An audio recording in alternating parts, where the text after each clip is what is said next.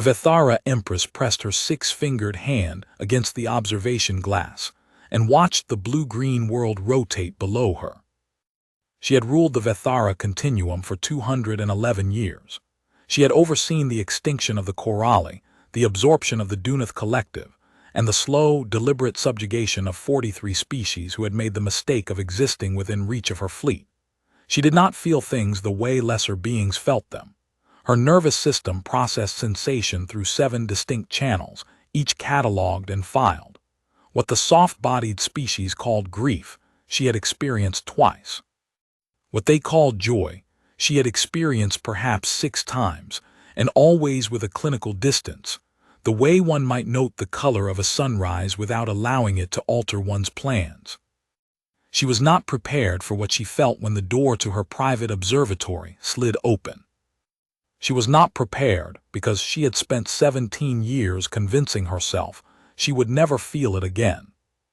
The door opened, and the woman who walked through it was her daughter. Empress Vethori, called Yavri by those very few who had ever been permitted to use the diminutive, turned from the glass. Her daughter Surith stood in the doorway. Surith, who had vanished 17 years ago. Surith, who had taken a single-hull research skiff and flown it into the pale-mouth anomaly against every order, every protocol, every desperate plea her mother had offered. Surith, who the Continuum Council had declared dead after 6 years of no signal, no trace, no debris. Surith stood in the doorway. She was older, that was the first thing. She was older in ways that Vethara physiology should not have permitted across 17 years. There were the faintest lines at the corners of her eyes, the kind that took 40 years to earn, not 17. Her silver-blue hair, which she had always worn loose and defiant of court convention, was now braided back in a practical manner that Yavri did not recognize. Her clothing was strange. Not Vethara, not anything Yavri had a file for. The fabric was layered in a way that suggested it had been constructed by someone who had grown deeply accustomed to warmth being an asset rather than a given. She looked, Yavri realized, like someone who had spent a very long time surviving. And she was not alone. Behind her, just beyond the threshold, something shifted. Yavri's vision, which operated across 5 spectra simultaneously, adjusted automatically, and she saw them. Small forms, slow and careful in the doorway, as if testing whether the room was safe before committing to it. 2 of them. Upright bipeds, smaller than Surith, their eyes. And this was the thing that stopped Yavri's breath mid-cycle, large and dark, and watching her, with an expression that she had seen only twice in her 211 years of life. The expression her own daughters had worn when they met her as children. That exact expression, watchful, nervous, curious, and underneath all of it, that animal hope that this large and powerful and perhaps frightening person was also, somehow, theirs. Yavri said nothing for a very long time. Then she said, in a voice that she could hear was not entirely controlled, Surith. Mother, Surith's voice was the same. That was the second thing. After the age and the braids and the alien clothes, the voice was exactly as Yavri remembered it, direct, a little rough, slightly too low for court standards. The voice that had argued with her in this very room 17 years ago. The voice that had said, Mother, I am going, and I cannot explain it to you in a way you will accept, but I am going, and I need you to trust that I know what I am doing. Yavri had not trusted. She had ordered the skiff impounded.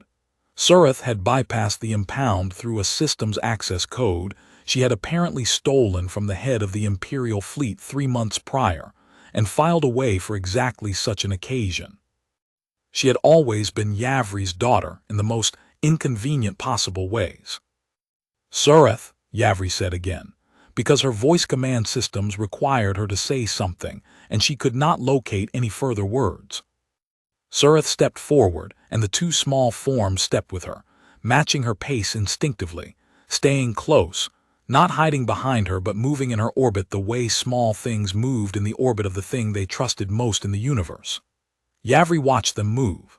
She watched how their bare feet, bare, on the cold metal floor of the Imperial Observatory, as if shoes were a suggestion they had not yet accepted, found their footing, tested each step, adapted. The taller one was perhaps what Yavri calculated as 10 years of age. The smaller one was perhaps 7.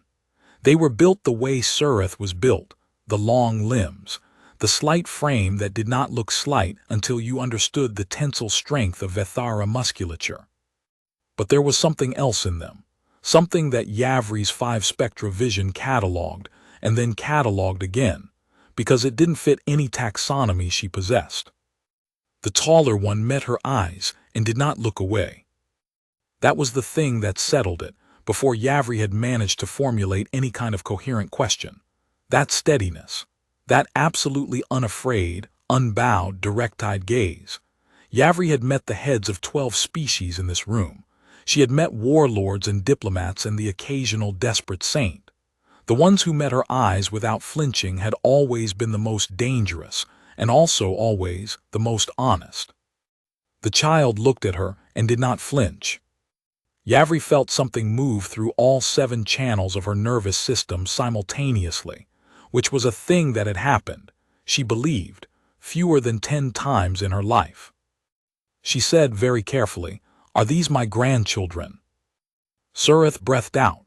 It was a long breath, and there was so much in it, exhaustion and relief, and something that Yavri recognized, because she had felt it herself, as the specific ache of finally being able to put down something very heavy. "Yes," Surith said, "Mother. These are your grandchildren." Surith had gone into the Pale Mouth anomaly with a research mandate, a ship that was 2 maintenance cycles past its recommended service date, and a hypothesis that her colleagues at the Imperial Science Directorate had described, in their official rejection of her grant application, as theoretically elegant and practically suicidal. The hypothesis was that the Pale Mouth, a persistent spatial anomaly at the edge of the Vethara territorial boundary, classified as a navigational hazard and left otherwise unstudied for 300 years, was not a simple gravitational disruption. She had believed, based on 17 months of data analysis that no one else had found compelling, that it was a kind of temporal membrane. That on the other side of it, time moved differently. That the 3-day reset cycles she had identified in the long-range sensor data were not instrument error, as the Directorate had concluded, but a real phenomenon, a pocket of space in which time collapsed back on itself every 72 hours and began again. She had been right. She told her mother this while the 3 of them sat in Yavri's private receiving chamber, which was warmer than the observatory, and had chairs that the children could reach. Yavri had ordered staff to bring them without quite knowing why, some instinct she did not examine too closely. The taller child, who was called Marin, sat in the chair and pulled her knees up and rested her chin on them and listened with an attention that Yavri found, despite herself, deeply satisfying. The smaller one, called Des, had not sat down at all. He had instead performed a slow circuit of the room, examining everything within reach with the focused intensity of someone conducting a personal inventory, and was now standing in front of the window that showed the stars, pressing one hand against the glass exactly the way Yavri had been standing when they arrived. Yavri watched him do it, and felt something that took her several seconds to identify. She had felt it before, very rarely. The last time had been when Surith herself was perhaps 4 years old and had climbed onto the observatory window ledge and pressed her hand against the glass and said, very matter-of-factly, "I want to go out there." Yavri had said, "You will, when you are older." Surith had said, "I want to go now." She had eventually gone now, 17 years ago, which was, Yavri was beginning to understand, both much longer and much shorter than it felt. "When you crossed the membrane," Yavri said, "what happened?" "The ship systems went immediately, all of them, propulsion, navigation, comms." Surith wrapped both hands around the cup of thermal concentrate that a staff member had brought and stared at the surface of it. I had approximately 40 seconds of power from the emergency reserves. Long enough to understand that I was inside something, and that something was the pale mouth, and that I was not going to be able to get out the same way I'd come in. You were there for 17 years. I was there for, Surith paused, and Yavri recognized in that pause the particular exhaustion of someone who had rehearsed a thing many times but still found it difficult to say longer than that, in subjective time. The temporal membrane compresses. Every 72 hours of experience time inside is, from the outside, a much shorter duration. I was inside for what felt to me like 63 years. Yavri was quiet. Des turned from the window. He had been listening, Yavri realized, the entire time. He had been doing his inventory of the room, and listening to his mother describe 63 years of isolation, as if both things were equally important tasks, which Yavri suspected was not coincidence. "Grandmother," Des said. It was the first word either of the children had spoken directly to her. Yavri arranged her attention toward him with the kind of care she usually reserved for diplomatic negotiations. "Yes," she said. "Mama says you didn't know what happened to her." He said it with the directness of someone for whom social filtering was still largely theoretical. "She says you thought she was dead." "That is correct," Yavri said. Des considered this. He had his mother's eyes, Yavri noticed, the specific shade of silver gray that had been in the Vethara imperial line for 6 generations, the color of the sky over the capital just before the second moon rose. He had something else as well, in the set of his jaw and the steadiness of his gaze, that Yavri was still working to categorize. "Did you look for her?" he asked. "Des," Surith said quietly. "No," Yavri said. "I want to answer." She turned her full attention to the boy, 211 years old, ruler of the Vethara Continuum, empress of 43 subjugated worlds, and she was answering to a 7-year-old with bare feet and her daughter's eyes. She found she did not object to it as much as logic suggested she should. "Yes, I looked for her. For 6 years I maintained a search. I had 3 fleet divisions devoted to scanning the Pale Mouth region. I commissioned 3 separate independent surveys of the anomaly. None of them found evidence of your mother's ship. The council petitioned me to declare her dead. I refused for 2 years. And then the pause was minimal, barely perceptible, but it was there, agreed." "But she wasn't dead," Des said. "No," Yavri said, "she was not." Des appeared to process this. Then he said, "Okay," and turned back to the window. Marin, who had not looked away from Yavri during this entire exchange, said, "He's deciding if you're the kind of person who tries even when it doesn't work." "And what verdict has he reached?" Marin tilted her head the way a scientist tilts a microscope, precise and without self-consciousness.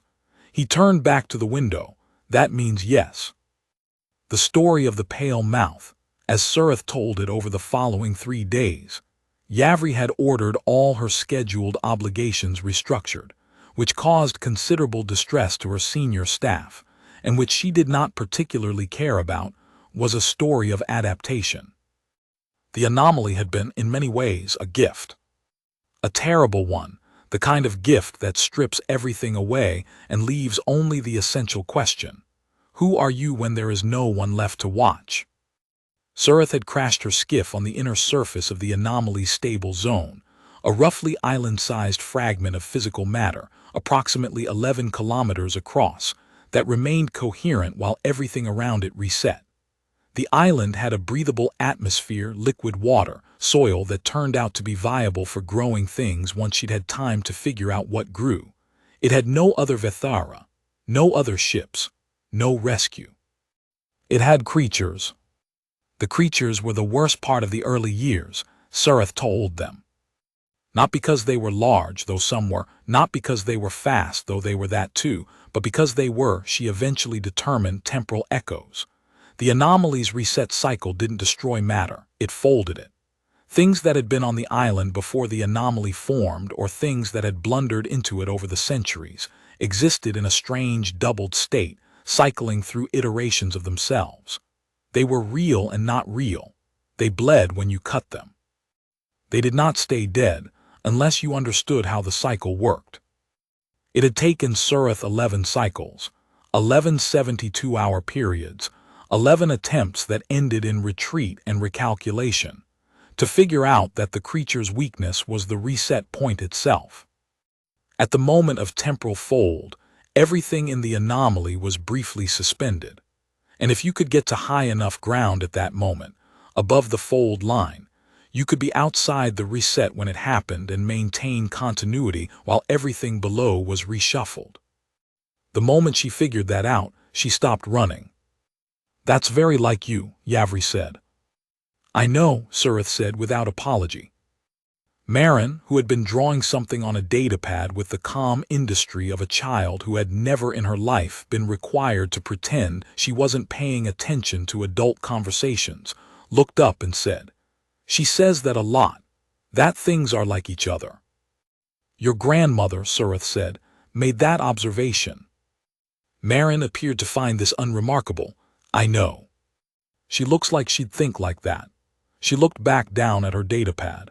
"The pattern thing, she has the same." She waved one hand vaguely at her own face, thinking face. Yavri, who had been told by 11 species that her expression was impossible to read, found herself briefly unable to formulate a response. She looked at Surith. Surith was not quite smiling. She had inherited Yavri's own tendency to keep satisfaction internal and hard to see, but there was something around her eyes. "She's been doing that since she could talk," Surith said. "I apologize in advance." "Don't," Yavri said. And then, because it was true, and she had spent too many years not saying true things out loud for reasons of political caution, "don't apologize for her." The question of the children's father was one Yavri approached carefully, and Surith answered directly. His name had been Rael. He had been on the island when Surith arrived, one of 3 people who had entered the anomaly before her, all of them from different points in time, all of them stranded. He had been a surveyor. Not military, not directorate, just a surveyor contracted by a small independent research operation to map the outer edge of the Pale Mouth, who had gotten too close on a day when the membrane was thin and had been pulled through before he could correct. He had been on the island for what he calculated as 9 years before Surith arrived. He had spent those 9 years building the kind of understanding of the anomaly that only comes from having no alternative but to understand it. He knew the reset cycles. He knew the high ground. He knew which of the creatures responded to sound and which responded to movement and which could be distracted with light. He knew where the water ran clean and where it pooled foul. He knew, by the time Surith crashed her skiff and climbed out of the wreckage and looked around at an island that wanted to kill her, everything she needed to survive. He had taught her all of it. They had been together for many years before the children came. Yavri did not ask how many years, because the arithmetic of time inside the anomaly was complicated enough without adding the variable of what many years meant to someone living through a temporal fold, and also because she was not entirely certain she wanted to know. "He died," Surith said, 4 years before I found the way out." She said it the way people said things they had spent years learning to say, not without pain, but with the pain comprehended, stored in a place where it was accessible but not overwhelming. "I'm sorry," Yavri said. "He was," Surith started again.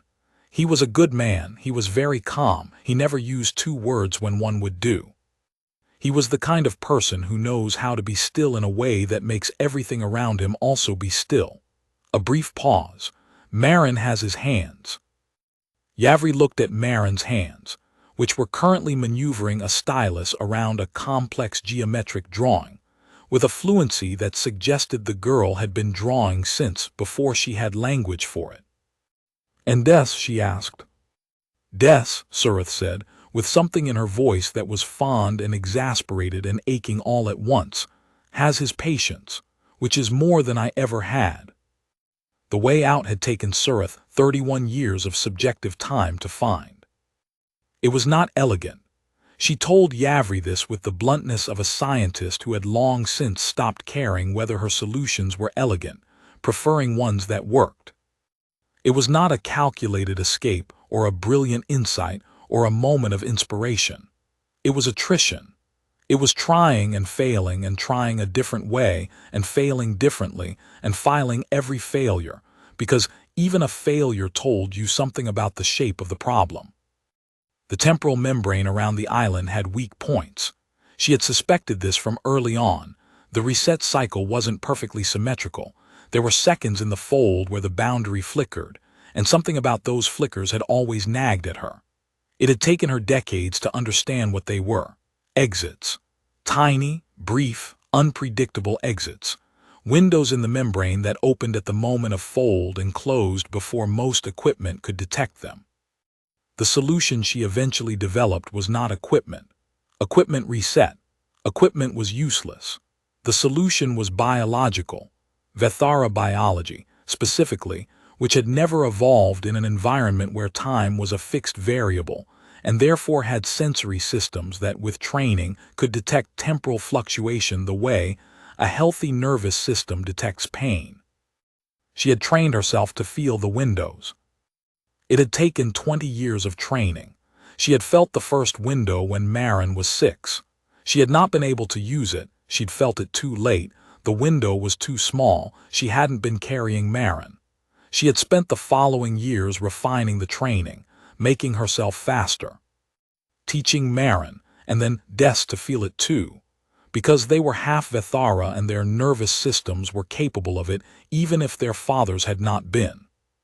The window she had used to escape had lasted 11 seconds. She had carried Des on her back and Marin's hand in hers, and she had run through 11 seconds of membrane dissolution with everything she had, and she had come out the other side into the cold dark of regular space, and her distress beacon, which she had maintained and repaired and kept charged through 63 years of subjective time, because she had never quite stopped believing someone might be listening, had finally reached a signal relay. 11 seconds, Yavri said. 11 seconds, Surith confirmed. Yavri was quiet for a long time. She thought of 6 years of search. She thought of 2 years of refusing to declare Surith dead. She thought of 17 years of silence that she had filled in the small hours of nights when state matters finally released her, with wondering. The wondering had changed shape over the years, from urgency to grief to something quieter, something she had never quite named, a habit of wondering that she maintained the way one maintained a garden that would never bloom, because the alternative was to stop tending it, and she had found she could not do that either. 11 seconds. You held the beacon working for 63 years, she said. I wasn't going to stop, Surith said, simply, unambiguously, as if this were obvious. I wasn't going to stop transmitting. Yavri looked at her daughter, and then at her grandchildren, Marin still drawing, Des, who had eventually accepted a chair and was now asleep in it in the way children slept, completely and without negotiation, his bare feet tucked under him, and felt all 7 channels of her nervous system do the thing they had done when they walked in. She said, I should have tried longer. Surith looked at her. The search, Yavri said. I should have maintained it past 6 years. I was told it was futile. I believed it was futile. I agreed it was futile. And it was not futile because you were there and you were alive and you were transmitting. You had a continuum to run, Surith said. I had a daughter, Yavri said. That should have been sufficient reason to be unreasonable. Silence. Then Surith said, that's, and stopped, and then, I didn't know you would say that. I didn't know I would either, Yavri said. 211 years, and I am apparently still capable of surprise. Marin looked up from her drawing. She looked at Surith, then at Yavri, with the measuring gaze that Yavri was beginning to understand was simply her default mode of engaging with the world. "Are you crying?" Marin asked. "No," Yavri said. Accurately, technically, in the sense that Vethara physiology did not produce the particular fluid response that the word implied. "Your third eyelid is closing," Marin said. "Mama's does that when she seemed to reconsider. Then she said, with the gravity of a person choosing not to expose someone else's vulnerability to further air, "Never mind," and went back to her drawing. Yavri looked at Surath. "Her father's patience," Yavri said. "Yes," Surath agreed.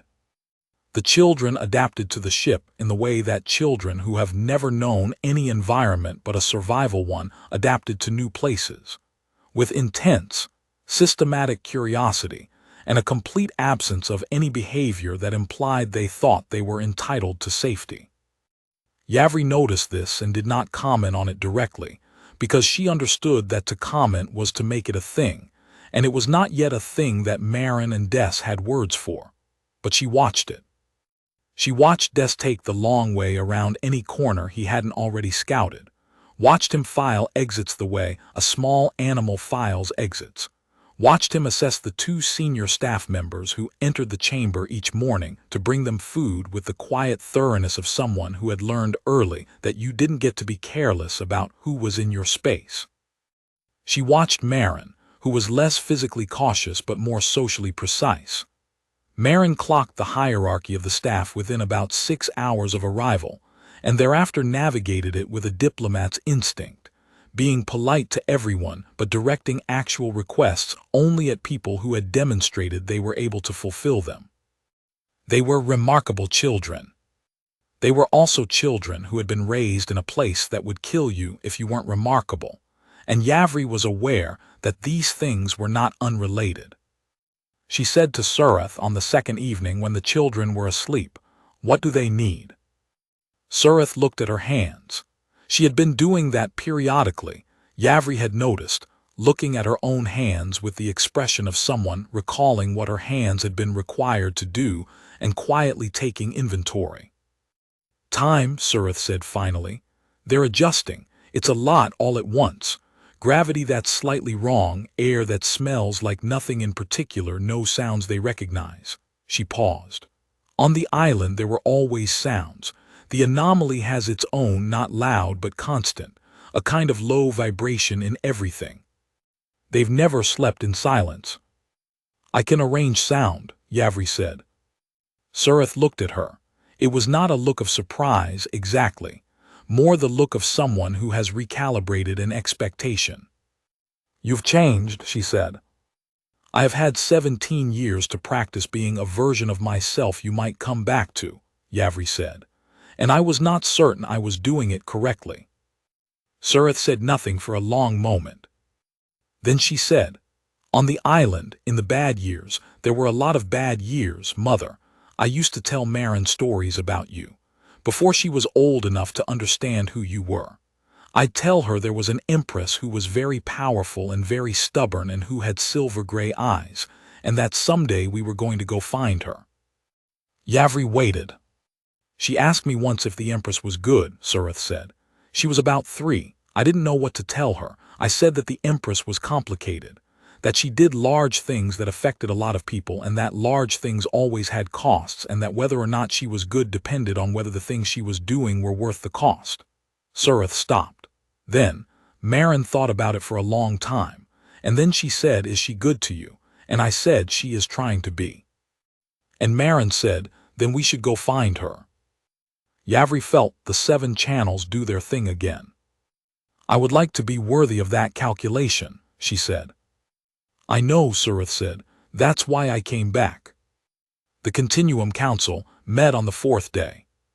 They had been extraordinarily patient, by their standards, which meant they had sent only 11 formal inquiries requesting the Empress's time during the 3 days she had been occupied with her returned daughter and her newly discovered grandchildren.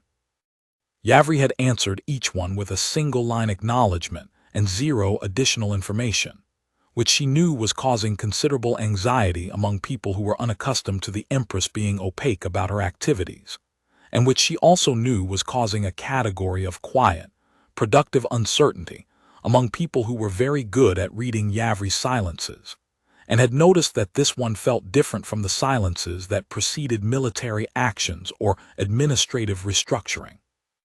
She brought Surith to the council chamber. She did not bring the children. They were in the observatory with 2 staff members who had been specifically selected for the qualities of patience and absence of visible authority anxiety, which had narrowed the field considerably.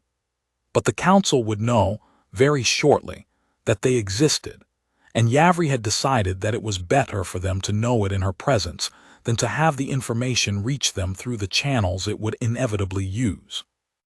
The Council of the Vethara Continuum consisted of 12 members, each of whom had held their position for at least 40 years and most of whom had held it for longer. They were not, as councils went, a timid body. They had overseen wars. They had signed absorption treaties and extinction orders. They were accustomed to the full range of things that could happen in a political body that wielded power over 43 worlds. They were not accustomed to looking up and seeing the Empress's deceased daughter standing alive beside her. The silence that followed Surith's entrance was, Yavri would reflect later, the most genuine silence she had ever heard from that room. She let it run for 30 seconds before she spoke. "Councillor Vethrin," she said, addressing the eldest member, who was currently doing an excellent job of maintaining a neutral expression with only the faintest tell of his third eyelid. "You have a question." "Several," Vethrin said, with remarkable composure. "I will confine myself to the primary one. The pale mouth anomaly is at the edge of our territorial boundary. The research that was being conducted there at the time of," he glanced at Surith, "of this individual's disappearance was classified. The current policy regarding the anomaly is to maintain a navigational exclusion zone and conduct no further investigation. That policy was established partly on the basis of this individual's death." "That policy is no longer adequate," Yavri said. "The policy is not only navigational," another counselor said. "The anomaly represents a potential weapons application that 3 independent research bodies have." "Councillor Vethsani," Yavri said, "I will interrupt you there." Vethsani stopped. "My daughter," Yavri said, "spent 63 years inside that anomaly. She did not spend them studying weapons applications. She spent them surviving and raising children and maintaining a distress beacon and eventually solving a problem that every research body this council has funded concluded was unsolvable." A pause. "She is going to solve it correctly, and then we are going to decide as a continuum what we do with it, not what we do to it, what we do with it." Vethsani started to say something. "The difference," Yavri said, "is not negotiable." The council was quiet. Vethrin, who had the quality Yavri valued most in an opponent, the ability to recognize when an argument was genuinely over versus merely paused, said, "And the children?" "The children," Yavri said, "are members of the imperial house." Another silence. A different quality to this one, the kind of silence that was doing a great deal of work. "Both of them," Yavri added. "They are my grandchildren. They will be recognized as such. Anyone who wishes to bring a procedural objection based on the paternal heritage may do so in writing, to me personally, at a time of their choosing, and I will make my response available for the public record." No one moved to speak. Surith, standing at Yavri's left, said nothing.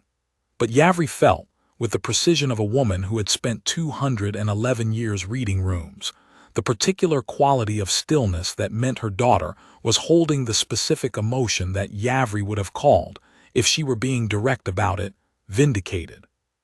"Then," Vethrin said, with the measured tone of a man who understood when to move forward and not back, "there is much to discuss." "There is," Yavri agreed, "and we will discuss it, but not today." She turned from the table. "Today my grandchildren are looking at stars through the observatory glass. I intend to be there." She had not planned to say that. It came out of its own accord, in the space between the practical and the true. She felt Surith look at her. She walked out of the council chamber. Surith fell into step beside her.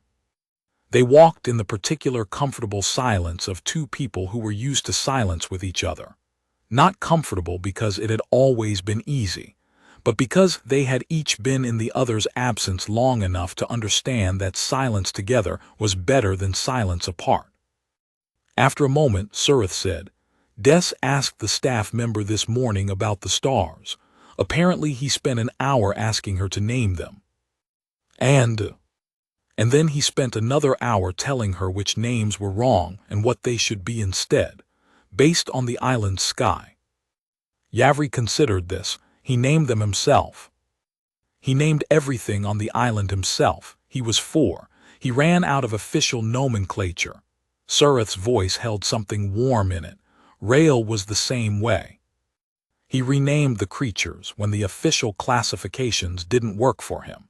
He said he needed to know something's name before he could figure out how to live alongside it.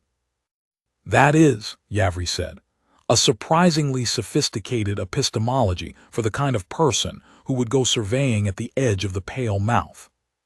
He was sophisticated, Surith said. He was also occasionally reckless. They're not mutually exclusive. A pause takes one to know one. "I am not reckless," Yavri said. "You told the council that anyone who objects to your grandchildren's recognition can come to you personally, and you'll make your response public record," Surith said. "That's either reckless or extremely confident." "It is extremely confident," Yavri said. "I have had 211 years to be certain what I will and will not accept." "And us?" Surith said. The question was quiet. It was the first quiet thing she had said, the first thing that had the quality of uncertainty in it. "What do you?" She stopped, started again. "I'm not asking for anything. I want you to understand that. I'm not here because I need anything from the continuum or from you politically or—" "Surith," Yavri said, "I just need you to know that we're not." "Surith." The second time had a different quality, a full stop. The tone that Yavri had used perhaps 4 times in their lives and which meant, "I need you to stop talking so I can say a thing I am actually going to mean." Surith stopped. They were in the corridor, outside the observatory. Through the doors, Yavri could hear, or believed she could hear, with the particular sensory system that knew how to find what it was listening for, 2 small voices. One of them was asking a question. The other was saying something in reply. The staff member's voice answered, patient and a little uncertain, and then both voices asked another question simultaneously, and then there was brief laughter. "What I need," Yavri said, "is for you to understand that I have spent 17 years carrying the weight of a decision I cannot unmake. I declared you dead. I agreed that you were gone, and you were not gone. You were there. And I need," and here, for the first time in more years than she could calculate, the 7 channels did not merely move but held all together, the way they held when something true was happening. "I need to spend whatever time we have not making that mistake again. I need you to let me know Des's names for the stars. I need to know what Marin draws. I need to." She stopped because Surith's hand was on her arm. It was such a simple gesture. A daughter's hand on a mother's arm. The specific weight of it, the placement, the pressure, these were not things that were in any political playbook or diplomatic manual or guide to imperial conduct. They were not things that 211 years had made her expert in. They were things that simply happened, in the corridor outside the observatory, with the voices of 2 small children reaching them through a door, small voices talking about stars and everything beyond them. All the universe they were going to learn and go into and understand, with the particular joyful stubbornness of children who had never been told it was too large. "Okay," Surith said very quietly. "Okay, Mother." In the observatory, Des had pressed his hand against the glass. He was looking at a star cluster that did not have an official designation in the continuum charts. It was too peripheral, too dim, classified in the navigational databases as a feature with no navigational relevance, worth a reference number and nothing more. He had a name for it already. Yavri came to stand beside him. She did not announce herself. She simply came to stand beside him at the glass, her six-fingered hand resting at her side, and looked at the cluster he was looking at. After a moment she said, "What do you call it?" He looked up at her. The silver-gray eyes, the jaw that was his mother's, the patience that was his father's, the steadiness that was its own, something he had arrived at through decades of a life she hadn't been present for, and that she was going to spend however long she had learning. "Rail's lantern," he said. "My father named it first. He said it was the only star cluster that could be seen from the island that wasn't in any of the charts Mama brought with her, so it was the only one that was completely ours." He looked back at the glass. "I kept the name." Yavri looked at the cluster. It was dim and peripheral and not particularly remarkable by any navigational measure. "That is a good name," she said. Des nodded. He leaned slightly against the glass, the way children leaned into things they were interested in, as if they needed to be physically closer to understand fully. "Grandmother," he said. "Yes." "Are there more anomalies, like the pale mouth?" "We believe so," Yavri said. "We do not have good maps of them." "Mama could map them," he said, with the absolute certainty of a child describing a fact about the person they trusted most, not bragging, just stating. "I believe you are correct," Yavri said. "She's very good at figuring out the shape of things," he said. "She says it's about paying attention long enough that the pattern shows itself. She says most people stop paying attention before the pattern gets there." "She learned that from her work," Yavri said, "and perhaps also," she paused, "perhaps also from me. I am told I think about patterns." Des looked at her, a serious look, the calculating look that was apparently the shared inheritance of this family line. "Marin thinks you're like Mama," he said. "And what do you think?"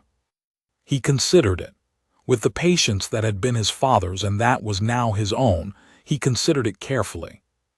"I think," he said, "that you're both the kind of person who doesn't stop." He looked back at the stars. "Mama didn't stop. She kept the beacon going for 63 years. She didn't stop even when it didn't work." A pause. "I think you didn't stop either, inside, even when you said she was dead." Yavri looked at the star cluster that was called Rail's lantern. She thought of the small hours of 17 years of nights, the habit of wondering that she had not been able to stop maintaining. "No," she said, "I did not stop." Des pressed his hand against the glass. Small fingers splayed, leaving the ghost of a print. "Then you're the same," he said, simply, as if this closed the question. Yavri pressed her own hand against the glass beside his. 6 fingers, longer, older, bearing the faintest marks of a life that had included many things she was proud of, and some she was not. She looked at Rail's lantern. Marin came to stand on her other side, slipping in between Yavri and the empty air the way children slipped into spaces, finding the gap and making it theirs. She didn't press her hand against the glass. She studied it instead, tilting her head, her stylus still in her other hand. "The cluster looks like the drawing I was making," she said. "Show me," Yavri said. Marin held up the datapad. It was not a simple geometric pattern, as Yavri had assumed. It was a map. Sketchy and imprecise and drawn by a child's hand, but recognizable, the shape of the pale mouth region, rendered from memory, with the stable zone marked at the center, and radiating out from it the patterns of the membrane's weak points, the windows, the places where time had taught Surith's daughter that reality was a suggestion rather than a rule. 63 years of her mother's observations, absorbed and internalized and drawn from memory on a datapad in an imperial observatory by a 10-year-old with her grandfather's hands. "This," Yavri said carefully, "is extraordinary." "It's not finished," Marin said. I don't have all the data. I need Mama's notes. And then I need to learn your notation system because ours is different. We will arrange that, Yavri said. And Marin said, in the tone of someone adding an item to a list that already had considerable weight, I want to go back. Yavri looked at her. Not to live there, Marin said with the practicality of someone who understood the difference between necessary hardship and chosen hardship. To study it, to map it properly. Mama spent 63 years learning one anomaly. If there are more, she gestured at the star field with her stylus, the same gesture Yavri had seen in another child in another time standing at another window. I want to go out there. Then someone should learn them. Surith's voice came from the doorway behind them. She's been saying that since she could say sentences, Surith said. I want you to know I take no responsibility for it. You take every responsibility for it, Yavri said, without turning around because she was still looking at Marin's map. You are entirely responsible for this. She's exactly like you, Surith said. There was no accusation in it. There was, in fact, something that Yavri would describe with the precision of a woman who had been learning to be precise about things that mattered as love. Yes, Yavri said, she is. She stood between her grandchildren at the observatory glass, with the stars beyond it and the map in Marin's hand and Dessa's handprint fading slowly from the cold surface, and she felt all 7 channels of her nervous system doing a thing they had not done together in a very long time. She felt them hold. Not the way they held in crisis, where all 7 tightened around a single point of focus and the rest of the world fell away. The way they held at the end of a very long voyage, when the coordinates finally matched and the sensors confirmed what you had spent years navigating toward was real, was there, was exactly as it should be. She put her hand on Dessa's shoulder, small under her palm, solid and real. She said, there are other anomalies. The continuum's charts are incomplete. We have never studied them properly because we have never had someone who survived one long enough to understand the shape of them. Marin looked at her, those silver-gray eyes, that measuring look. We have that now, Yavri said. And outside the glass, the stars waited, as they always did, patient, uncatalogued, full of windows that had not yet been found. The council reconvened 3 days later. By that time, Surith had been given a laboratory.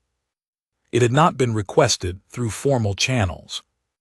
Yavri had, on the morning of the 2nd day, walked to the section of the ship that housed the Imperial Research Directorate's mobile unit, and told the senior director, a Vethara named Velsoth who had held the position for 30 years, and who Yavri knew was excellent at his work, and also occasionally timid about using it, that her daughter would require a full-spectrum analysis suite, unrestricted access to the anomaly classification archives, and 3 research staff of Surith's choosing. Velsoth had said, the archives are. Yavri had said, unrestricted. Velsoth had said, the classification level on the pale mouth data specifically is. Yavri had said, unrestricted Velsoth. Velsoth had said, yes, Empress, in the tone of a man deciding that today was not the day to argue about information security with someone who had spent the past 48 hours visibly not sleeping. By the morning of the 3rd day, Surith had not slept either. She had, however, filled 4 data tablets with analysis that Velsoth had described to Yavri, with the particular reverence of a scientist encountering work significantly beyond his own, as, Empress, I don't entirely understand it yet, but I believe what she's done is develop a working model of temporal membrane topology that improves on our best theoretical framework by approximately 40 years. 40 years, Yavri had said. Of research, possibly more. He had paused. She was in there for 63 subjective years with no equipment and no colleagues. She had to invent her own methodology because our methodology doesn't apply inside the membrane, and she did. Yes, Yavri had said. She did. She had found Surith in the laboratory at what the ship's clock designated as the 3rd hour of the morning, hunched over a data tablet with the posture of a person who had stopped being aware of their posture approximately 6 hours earlier, and had placed a cup of thermal concentrate at her elbow without announcing herself, and had sat down in the chair opposite and said nothing. Surith had looked up, then she had looked at the cup, then she had picked it up and drunk from it and looked at Yavri with the expression of someone who had just been reminded of something they had nearly forgotten they had. "You used to do this," Surith said. "When you were working late," Yavri said. "Yes." "I thought I remembered it," Surith said. "I wasn't certain if it was real or if I'd made it up." "It was real." Surith looked at the thermal concentrate. "On the island, I used to make a drink from the water plant extract. It wasn't the same. Nothing was the same. But I would make it and sit with it while I worked, and I would think." She stopped. "What would you think?" Yavri asked, quietly, as one asks questions in the 3rd hour of the morning in a laboratory when the work is laid aside for a moment and the truth has an opening. "I would think that the thing I missed most about the continuum," Surith said, "was not the technology, was not the space, was not even, and this surprised me, the other people generally. The thing I missed most was specific." She turned the cup. "Small moments. Someone bringing something without being asked. The particular sound of this ship's ventilation system. The smell of the observation deck in the morning before the atmosphere recyclers run their cycle." She paused. "You." Yavri said nothing. "Not the version of you I argued with," Surith said. "Not the Empress. Just you. The way you used to come in and put a cup down and not say anything. The way you knew when I needed to not be asked questions." "I did not always know that," Yavri said. "You knew it more than you think," Surith said. "I forgot a lot of things about you in 63 years. Some of them came back wrong, harsher than they were. Some of them came back softer. The real version is," she considered, "more complicated. You are more complicated than I remembered, which is strange, because I thought I remembered you as very complicated." "I have had 17 years to become more so," Yavri said. "What did you do with them?" Surith asked. Not accusatory, genuinely curious in the way she had always been curious, with the interest of a scientist who wanted to understand how a system had operated in the absence of a variable. Yavri thought about it honestly. "I ran the continuum," she said, "which is not a small thing, but which is also not, I have come to understand, sufficient on its own. I made several decisions I am satisfied with. I made several I am not. I became better at understanding which category a decision was going to fall into before I made it, which is a skill I wish I had developed earlier, and which would have prevented at least 2 military actions I now consider excessive." She paused. "I thought about you. I continue to think about you in the way one continues a habit that serves no purpose but that the body insists on. I became, I believe the word is quieter. Not in a way anyone external would necessarily notice. Internally." Surith looked at her for a long time. "The council won't let you just do what you want with the anomaly research," she said. "There will be a fight about the weapons applications." "There will be a fight," Yavri agreed. "I intend to have it." "I won't cooperate with weapons development," Surith said. "I want you to know that before the fight, not during it." "I know," Yavri said. Surith blinked. "You know. We're not going to cooperate with weapons development when you left 17 years ago," Yavri said.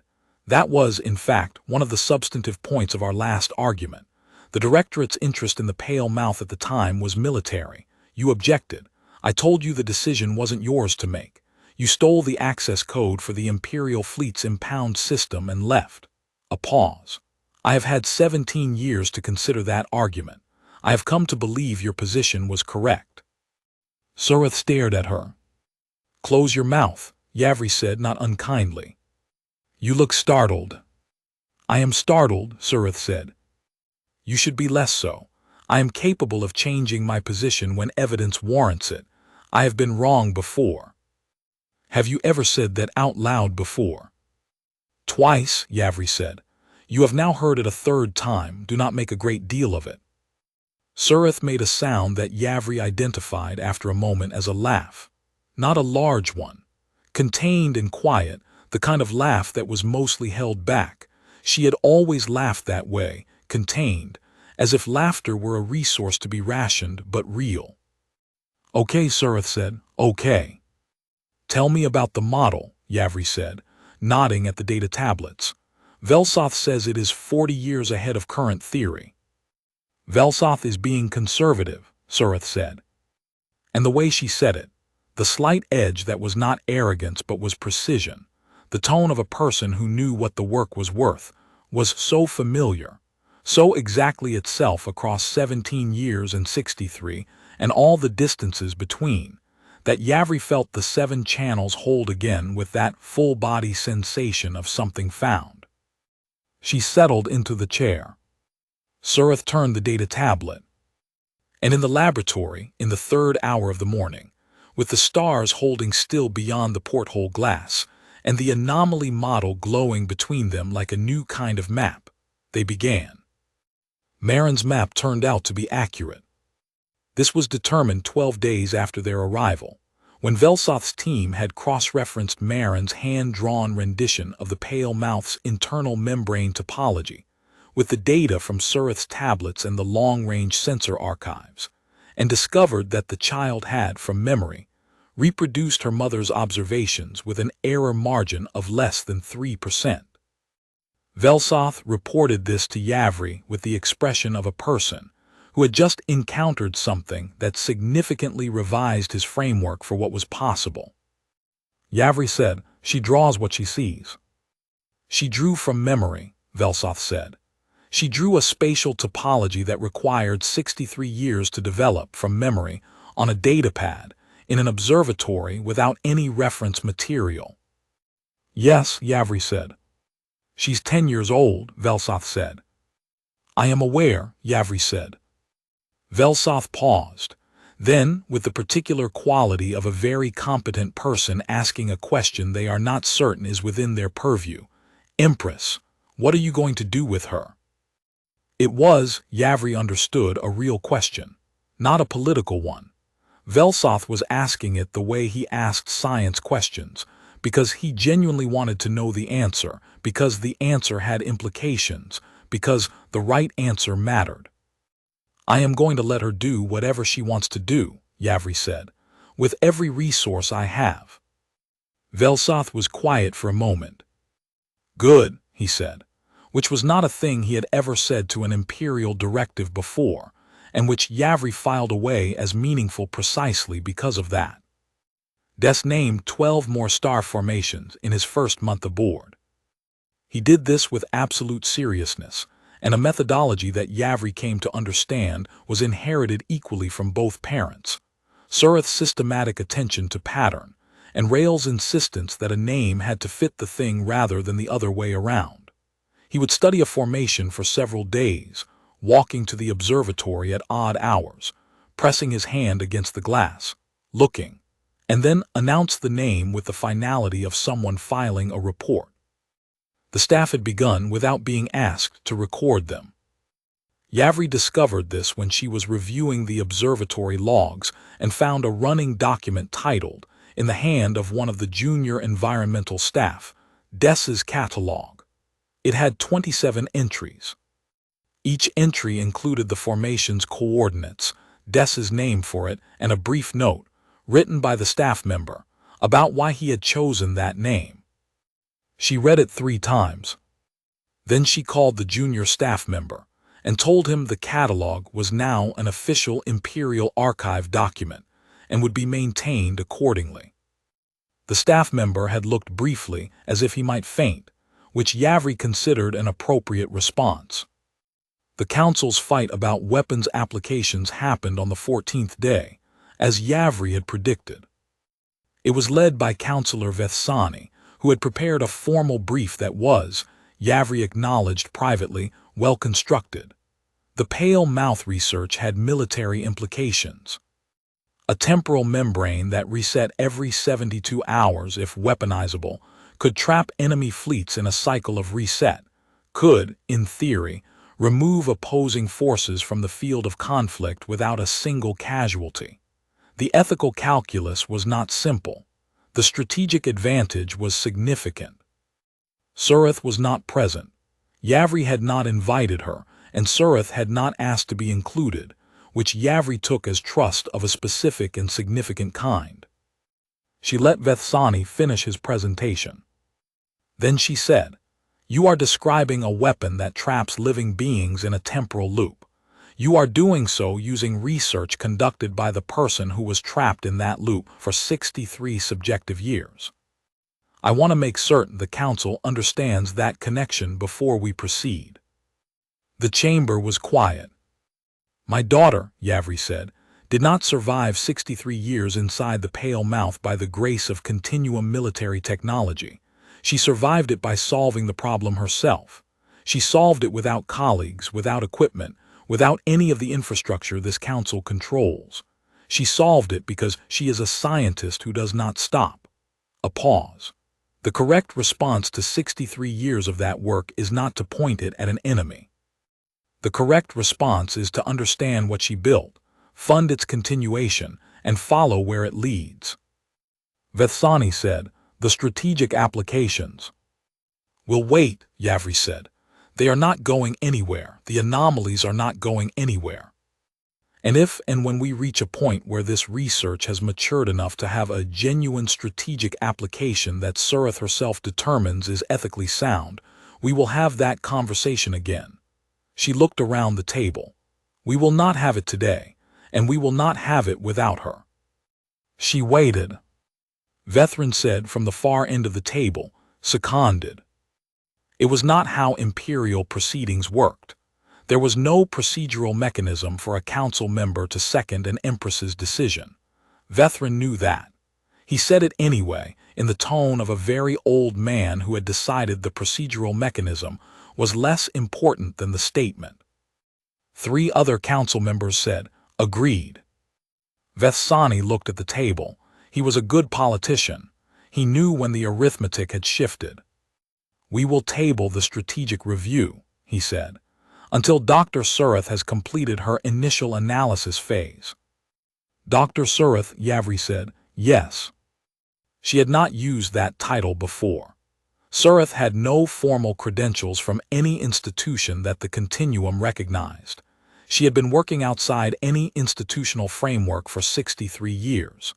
But she had credentials of a different kind, the kind that came from doing the work without any of the structures the work usually depended on. "Yes," Yavri said again, "that is the correct address." On the 21st day, Marin asked if she could send a message. She asked it at dinner. They had dinner together when Surith's work schedule permitted, which was not every night but most nights, in the small private dining room adjacent to the observatory that Yavri had converted from its original function as a secondary briefing space. And she asked it with the directness that characterized everything she did, putting down her utensil and looking at Yavri and saying, "Can I send a message to the anomaly?"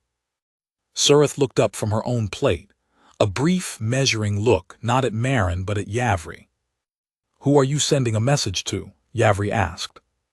"No one specific," Marin said, "but we left. And there might be someone inside who's been there a long time and doesn't know anyone else got out." She picked up her utensil again and returned her attention to her plate with the manner of someone who has stated a position and is now waiting for the logistics to be worked out. "It took us a long time to get out, but we got out. Someone else might be inside who doesn't know it's possible. I want to tell them it's possible." Silence at the table. Des said without looking up, "She's been thinking about this since we left." "You could have mentioned it," Surith said to him. "It wasn't mine to mention," Des said, still without looking up. "It was hers." Yavri looked at Marin. Marin met her eyes with the patience of a child who had decided. She had said what needed to be said, and would now wait as long as necessary. "Yes," Yavri said, "we can send a message. I don't know if it will penetrate the membrane. We can try." "That's all I wanted," Marin said, and picked up her utensil and went back to eating. Later, when the children were asleep, Surith found Yavri at the observatory window. "She's not wrong," Surith said. "There could be others. I don't know if there are. I never found evidence of anyone. But the anomaly has been there for at least 3 centuries by our reckoning. The chance that we were the only ones is small," Yavri said. "Yes." Yavri looked at the space where the pale mouth was too distant to see from here. Just an entry in the navigational charts. A point with a hazard designation that would be rewritten now, and then rewritten again as the research developed. "We will send the message," she said, "and we will maintain a monitoring protocol. If there is any signal, any temporal echo, any indication of activity inside the membrane, we will not ignore it." She paused. "We will not declare anyone dead before we have exhausted every option we have." Surith was quiet. "I mean that in both directions," Yavri said, "going forward, as a policy." "I know," Surith said. "I should have meant it 17 years ago." "You didn't know then what you know now." "I knew you," Yavri said. "I knew you do not stop. I should have reasoned from that." The silence held. Outside, the stars. The vast cold beauty of a universe full of membrane-thin boundaries between what was known and what had not yet been found, between what was lost and what was simply waiting for someone who did not stop looking. Surith said, "I'm not going to tell you it's fine. I know you probably need to hear that it's fine, and I'm not going to say it because it's not entirely fine, and I think you know that, and I think you need to sit with it rather than be absolved of it." "I do know that," Yavri said. But Surith said, "I am here, and Marin is here. And Des has named a star cluster after his father, and half the ship's staff has started writing down what he says, which means this place is already becoming somewhere we could stay for a while." A pause. "We're here. That counts." "It counts enormously," Yavri said. The ventilation system cycled. Somewhere down the corridor, one of the children made a small sound in their sleep, not distress, just the small sounds of sleeping people, the sounds of bodies that were finally somewhere they could afford to be unguarded. "Des still wakes up checking exits," Surith said quietly. "He will for a long time. The island trained that into him. I don't know how long it takes for the body to learn that something is safe." "As long as it takes," Yavri said. "We are not in a hurry." Surith turned and looked at her. "No," she said, "we're not." She sounded, Yavri thought, like someone who had run a very long race and had crossed the finish line, and was now doing the first tentative inventory of what was still there. What had made it across intact? What needed mending? What was going to take a long time but was going to be all right? "Get some sleep," Yavri said. "You first." "I am 211 years old. I require less sleep than you. You've been awake for 36 hours. "I am aware." "Mother." "I am going," Yavri said. "I was looking at the stars." "You can look at the stars tomorrow." "They will be in different positions tomorrow. The view changes." "Then look at them for one more minute," Surith said, with the patience of a daughter who had spent 63 years practicing patience and had come home with more of it than she'd left with, and then come away from the window. "One more minute."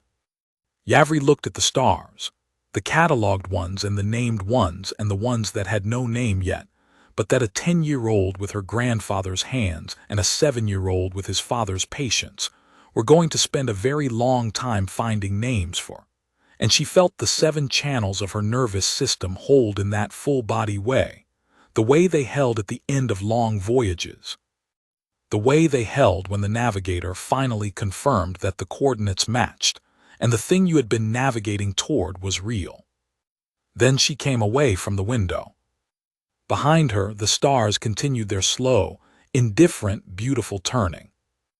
And somewhere in the dark, at the edge of the continuum's maps, a small beacon signal moved through the membrane of the pale mouth anomaly.